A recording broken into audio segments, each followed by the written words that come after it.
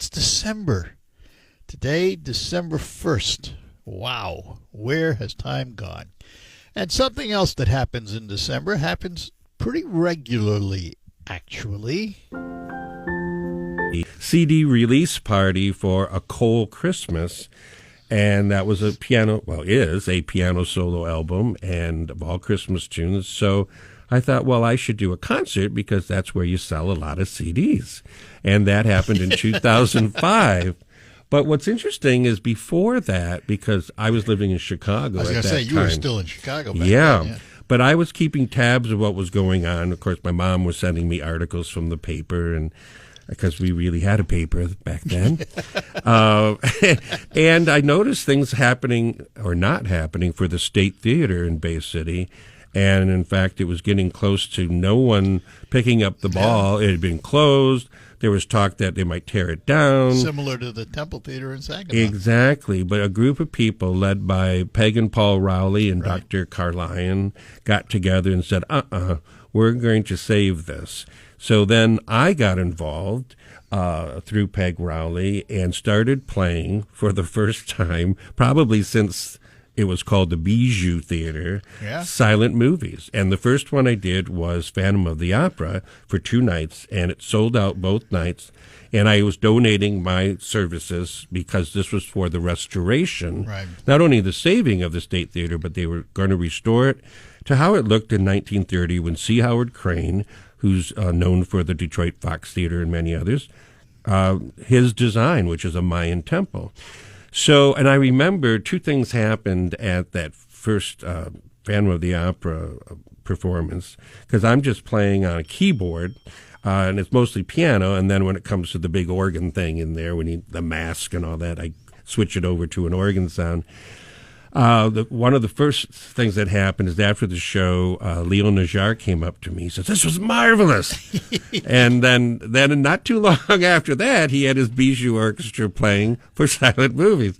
But then also at one of the shows, my pediatrician, Dr. Howard T. Knobloch, was there. And he said, this was wonderful. He said, in fact, I haven't seen this and heard anyone play for it since it was first run in 1925.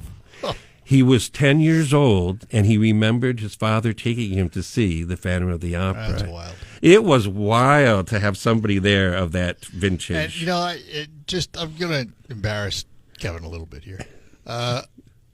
For those of you listening to this and maybe not knowing Kevin Cole, here is an internationally, and remember that, folks, internationally renowned piano player specializing in Gershwin and now others.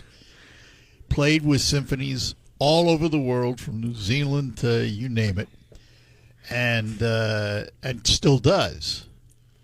But yet, he has chosen to come home and support his hometown. That's special. It really is special, because I've known Kevin a long time, long enough to call him names. Oh, poor Rudolph.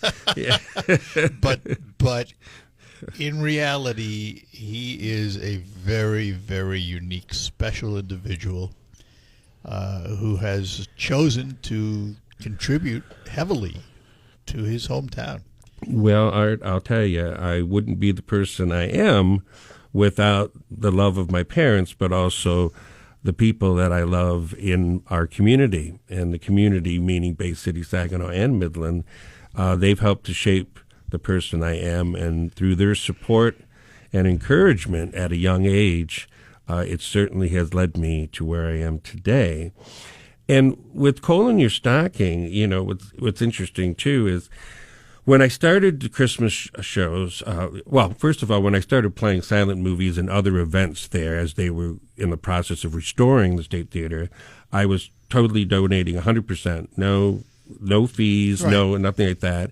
And then once they were on their feet, even for the first year or two after restoration, I was still doing that. And then I thought, well, here's what I'm going to do. Contrary to what most people do with the State Theater, which is either rent it and do all the work and get the residuals and pay a rental fee for the theater, or the theater hiring you and paying you X dollars. Right. I decided I would always work for the State Theater now that they're on their feet for a percentage. And how that works is we get all the bills paid first, the piano rental, advertising, whatever it is, and what's ever left, we do a split, a percentage split Right, of. sure. So they've never lost money on me, and that's the way I want it to be. Because don't kid yourself. I mean, Jordan Dice did such a great service in swooping in, absolutely, and getting it, but it takes a lot to maintain that building. Yeah, well, you'll now have another venue because he also owns the Court Theater in Saginaw. Yeah. And I expect I will hear you there. Well, I wouldn't be surprised, but it takes a lot to maintain that building monthly. So I figure this is my way of contributing to that. I can keep it going, and I think I'm the only artist to ever do that.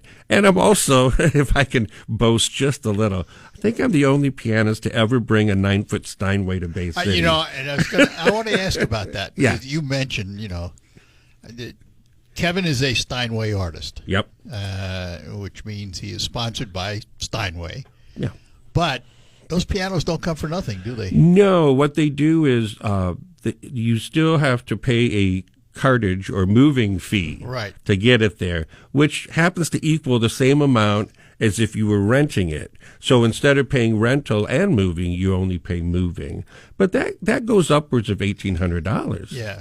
So it's a big expense. But that's your advantage of being a Steinway artist. You don't pay the rental. So Right. And the venue gets a break that way. And also the acoustics and that setting in the State Theater just seems made for a piano. It's intimate, and yet the piano has room to breathe, and you really get surrounded by the sound. Yeah, you do. And it's part of the treat of coming, because people say, well, you could do it on a 7-foot. And I said, yeah, I could. But only you'd know the difference. Well, for the most part. Yeah, for the most part. Technically, I'd know the difference, because you can mic them up. But Yeah. there is something not only visually that has an impact when you have a 9-foot up there. Rounder tones. Right, rounder, and also bigger. I'll tell you how I would bass. compare it. Yeah. It's the difference between playing a piece of music digitally and playing that piece of music on vinyl through a tubed amplifier. Okay, that's much a good rounder bass, yes. much fuller Oh, bass. Yes, yeah, that's what I like. The oomph you get from it. Yeah. Hey. Across the board. All right, let me take a quick Sure. break here, and then we will be back with our guest Kevin Cole, and tell you about his Cole in the Stockings coming up this weekend, by the way, folks, and then some other stuff he's going to be doing.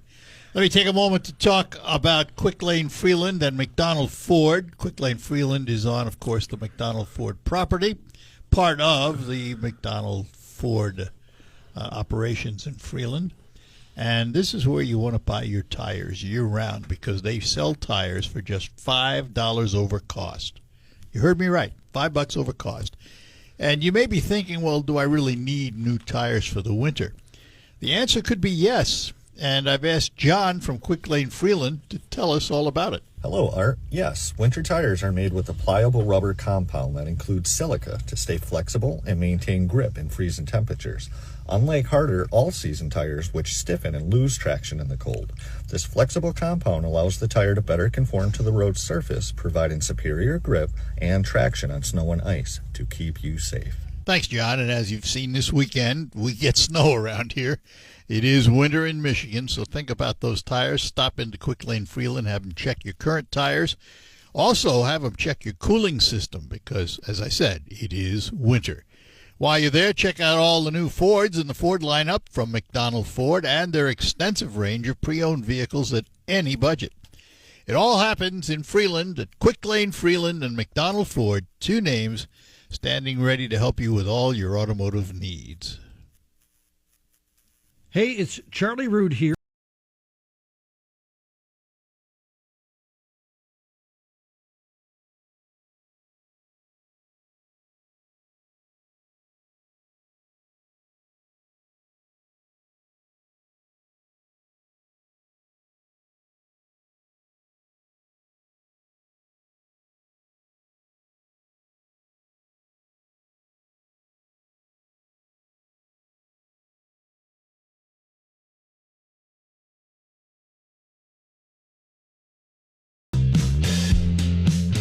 Hi, we're back here on WSGW. In studio with me, the one and only Kevin Cole. And coming up this weekend, Saturday and Sunday, and we'll tell you more about it, is his annual Cole in Your Stockings concert at the State Theater in downtown Bay City. So let's talk a little bit about Cole in Your Stocking. It's 20th year, unreal. Yes. Saturday, 7 o'clock, Sunday, 3 o'clock matinee. And it's general admission. The tickets are how much? $25. That's the State Theater, baycity.com. And don't forget, theater has an R-E on the end of it. Or you can call them at 989-892-2660. It is general admission. And the doors will open 1 hour before showtime. And it will sell out. So there you go. I hope. It would be really a good, it'd put something in my stocking, you know. But I it's funny, coming up with this title, the credit goes to a friend of mine who I did 2 years of a Cole Christmas. And a friend of mine lives out of state, said, I got a better title for you. I said, what's that? He goes, Cole in Your Stocking, and tell him it's a good thing. And I said, oh, I can't beat that. So, yeah, you do want coal in your stocking this year, if it's C-O-L-E, of course. And I have with me, as I have for the past, I want to say 3 or 4 years now, my angel trio is what I call them, of Tuzra Moore, Rebecca Smith, and Susan Fisher. And they sing a dynamite arrangement of Mary Did You Know? Among other things. Yes, and I have written a new arrangement for them this year. And they also sing individually, so it's an added attraction to what I do. And it makes it fun for me to share the stage with these people who I've performed with for many, many years. Yeah, and they're very talented ladies. Yeah. Very talented ladies. Runs about how long? Hour and 15 minutes? Yeah, there's an intermission. Oh, you do have an intermission? Yeah, I do. So it's like a 45-minute first half, 35 to 40-minute second half. Yeah. And I do a sing-along with the audience because just before the end, I think everyone's itching to raise their voice, and that's always a fun thing. And speaking of sing-alongs... yeah, let's move right along. There's a little segue for you. I'm doing for me, it's the 11th annual Jingle Beers Christmas Sing-Along at Chet's Corner Bar in Bay City. Now, Chet started in 2013. Where else, folks, can you find an international artist sitting in an upright in a bar playing Christmas music? Hey, listen, people call from all over the state saying, is there a cover charge? And it's just, no, wait till you get there. But no, Chet's was born or opened their doors on December 21st, 2013.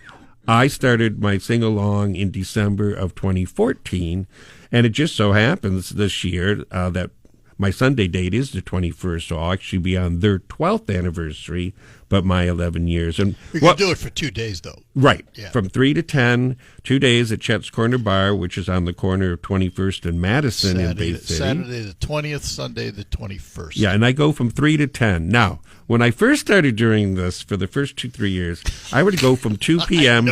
to 2 a.m. Yeah. Oh, yeah. And then I thought, well, I might have a death wish.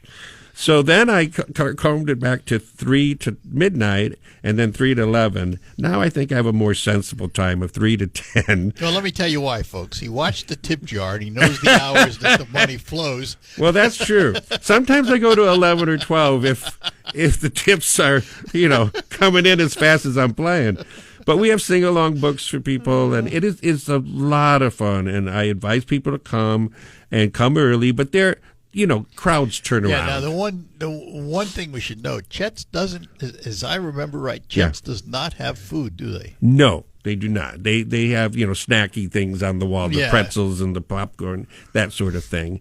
But they do put out some Christmassy stuff. They'll put out probably a meat and cheese tray and some cookies and things like that. Yeah. So there'll be some nibbly stuff.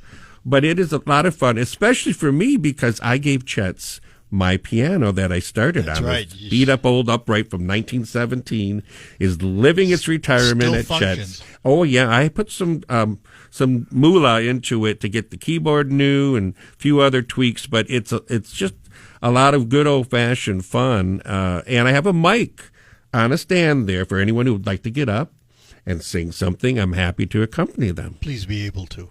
Well, listen, Santa comes in and sings Blue Christmas, and, Santa, yeah, he should stick to Red Christmas because it's not, but the thing is, people now who are regulars to this look forward to this sort of thing. And let's point out, we kid about the tip jar and everything. This is free to the public. All you pay for your drinks that you buy at Chet's. There's no cover charge. No cover charge, and it's family friendly. Okay, however, folks, the show starts at 3:00. Yeah. If you want to be seated to watch the show, you better get there at 1. Well, yeah, we have tables, and we move the pool table around. We can get a lot of people in there, but again, if you're looking for something really special and unique, because it is unique to Bay City now after 11 years, just my 11th, please, make a point of it. And I have 2 days for you to choose from. So if you say, oh, I couldn't get in, well, come the next day or come at a different time, because you know how crowds, they shift and whatnot. But I have to say, the owner, Matt Sherwinski, and I, over the years, we've become very good friends. And he's, always saying, oh, this is my biggest bar night of the year. Some people think it's the day before Thanksgiving, but, oh, no, it's Jingle Beers.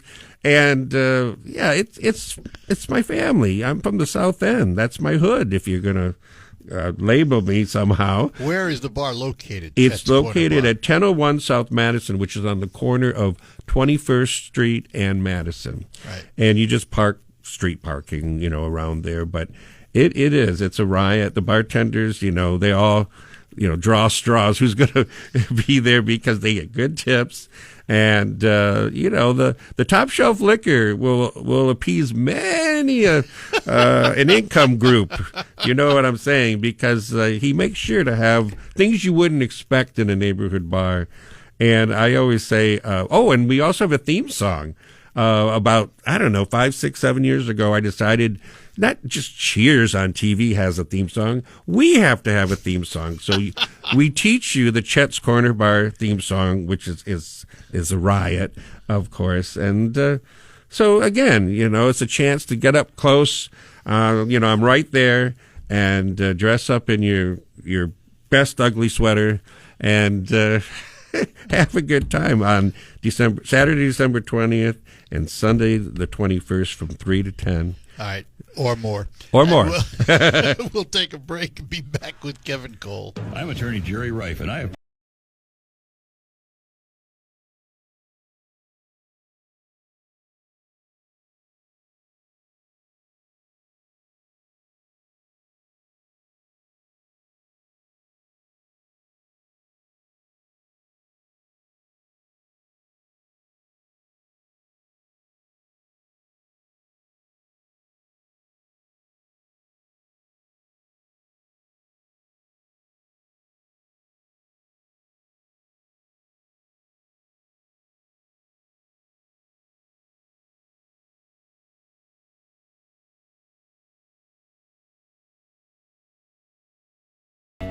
And we are back with you in studio with us, Kevin Cole, musician extraordinaire, to say the least, world-renowned on the piano.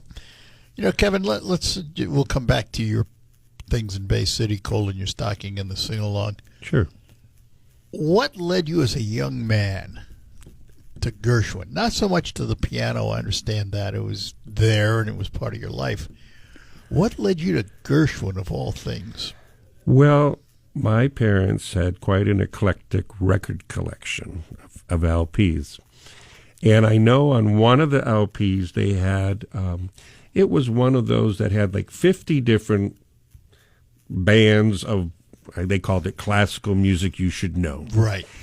And so I would put that record on as a kid, because by the time I was 7 was when the Gershwin bug really hit me. So sometime probably when I was 6, I'd put that on the record player. And when it would get to the cut, that was the excerpt from Rhapsody in Blue, probably with the main da da da da da da da da. That kind of hit my ear and hit me a little bit. So I always made sure that whenever I put that record on, I heard that. And it was really a late night movie. And many of your listeners will have heard this story, but I saw an ad that they were going to be showing Rhapsody in Blue, that movie where Alan Alda's father, Robert Alda, plays Gershwin, and they have Oscar Levant, the famous Gershwin pianist, and the cast of Porgy and Bess, and all these different performers. And so I thought, here's a chance for me to learn something about who this Gershwin is. And so my mom let me stay up on a school night. It was a Tuesday night. I'll never forget it, for an 11:30 movie. I went to bed, did my homework, went to bed right away. She woke me up at 11:30. I watched the movie, and all that music and being done by performers who were the ones that premiered so many of these works really struck me hard. And I'd already been playing the piano since I was 4.5. So I'm almost 3 years into piano lessons, Art. And so when I went to the library with my mom on the weekend, which was when she would take my brothers and I just asked about a book on Gershwin, and that book the librarian brought out for me, my mom had to check it out because it was considered an adult book, was called The Gershwin Years, co-authored. It was Lawrence Stewart and Ed Jablonski, and Jablonski was from Bay City, right, as the librarian told me. So that kind of sealed the deal that somebody from my town co-wrote a book about Gershwin. He must be an expert. So then 8 years later, when I was 15 and made my first trip to New York, met up with Jablonski, played for him, and at 15, he said, "Do you know when you play Gershwin, you sound like Gershwin?" And I had no way of knowing. I had never heard Gershwin play. So he put on reel-to-reel recordings of a radio broadcast, and I heard Gershwin play and speak, and Ed said, "Don't you think you sound like that?" And I think one of the things Ed pointed out to me early on was what set my Gershwin playing apart from many, many others, because everybody plays it. Yeah. He said it's the humor. Because someone said once to George that when he played he's the only pianist I ever heard who could make the piano laugh. And Ed just thought I had the same feel. Intonations. Yeah. But there was no rhyme nor reason. I wasn't born in Brooklyn, or was Ed. But what I find interesting is Ed's relationship and passion for Gershwin started with a fan letter. George had already been dead. He died in 1937. So Ed would have written this probably, 1939, 40, to Ira, and basically saying how much he loved George's music. And that started a pen pal. With me, I picked up the phone when I went to New York and looked up in the phone book and pointed at one of the Jablonski E's, and as luck would have it, the very first one I called was him. So with him, it was a letter. With me, it was a phone call. So as a budding musician at 15 years old, who were your piano idols?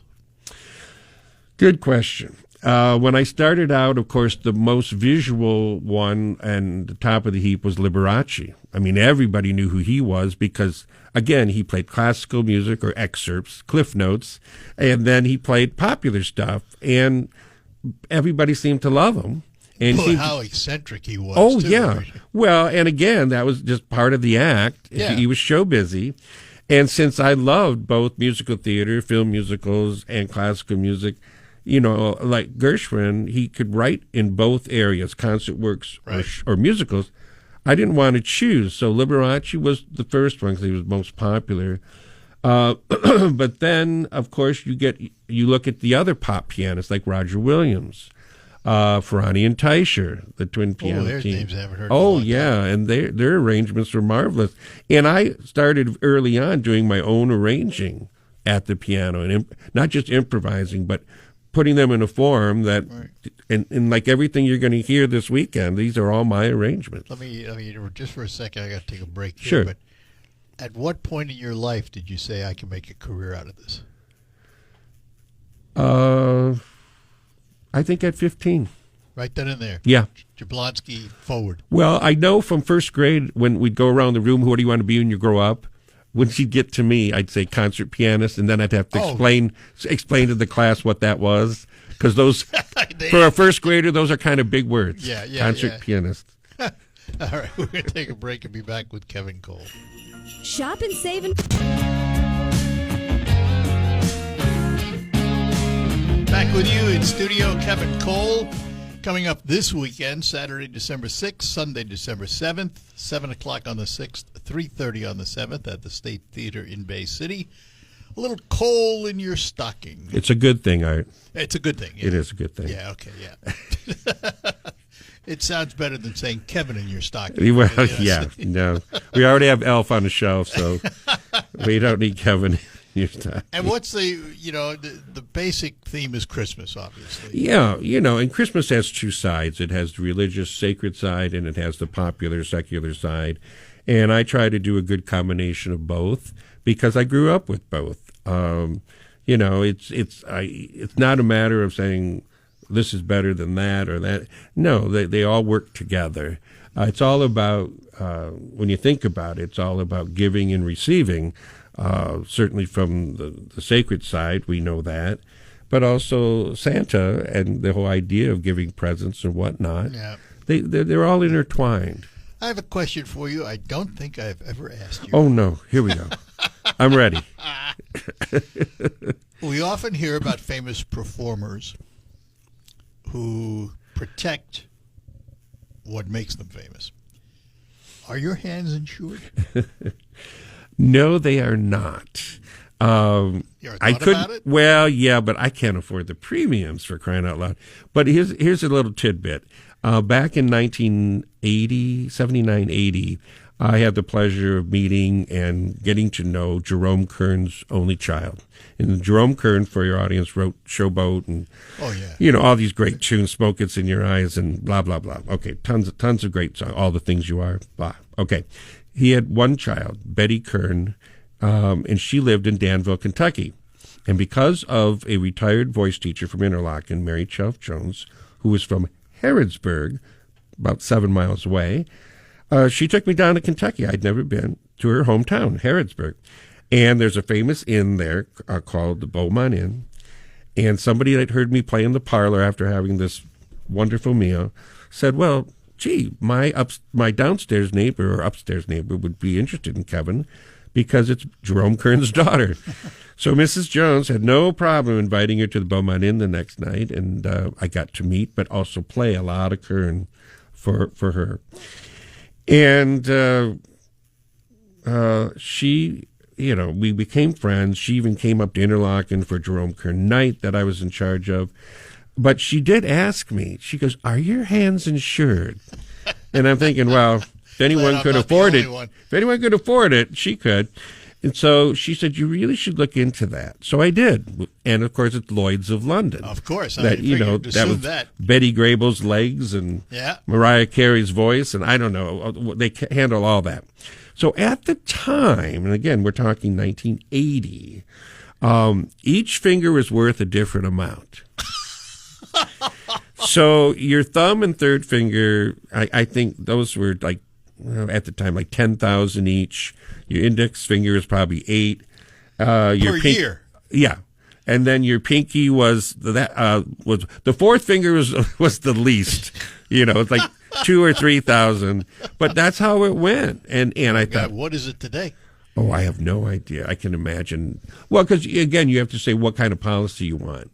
$1 million legs for Betty Grable. I don't know what. $1 million for today's standards would be a lot more. Today $1 million wouldn't go far. Probably. That is really interesting. Yeah, it was. It was a revelation. So I in those days wrote a letter and told her about it. Never heard anything back, but it was interesting just to explore it.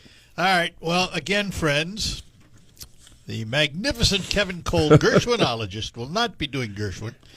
He will be at the State Theater in Bay City Saturday, December 6th. That's this Saturday and this Sunday, 7 o'clock Saturday, 3 o'clock Sunday.